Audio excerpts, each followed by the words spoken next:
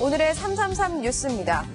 강원 지역 중고등학생 11명이 초등학생 A양을 성폭행한 사실이 알려지면서 충격을 주고 있습니다.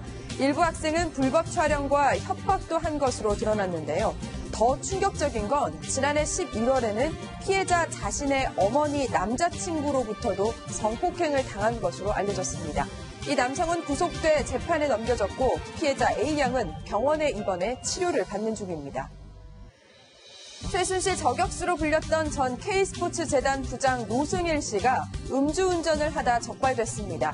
지난 22일 밤 지인과 술을 마신 뒤 400m 정도를 직접 운전하다 음주 단속 현장을 보고 차를 돌려 도주했습니다. 경찰이 추격에 나선 뒤에야 차를 멈췄는데 현장에서 인터넷에서 가는 것을 대략 일주 정도 따라가서 검거해서 당시 혈중 알코올 농도는 0.046%, 면허 정지 수준이었습니다. 노 씨는 자신의 SNS를 통해 부끄러움과 죄책감에 단속 현장을 벗어났다고 해명했습니다. 수백 명의 남성 댄서들이 우아하게 뮤지컬 페임의 한 장면을 선보이고 있습니다. 공연이 아닌 일종의 항의 퍼포먼스인데요.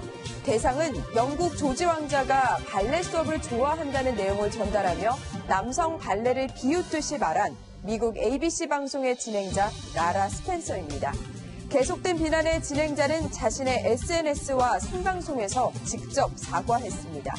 이런 고정관념으로 누군가에게 상처를 주고 있지 않은지 한 번쯤은 생각해볼 만한 문제인 것 같습니다. 패밀리 레스토랑에서 20대 종업원을 상대로 1시간 동안 욕설을 퍼부은 50대 주부가 벌금 300만 원을 선고받았습니다. 메뉴에 없는 음식을 요구하며 사기 접시를 던지기도 했는데 영업 방해로 손해까지 끼쳤습니다.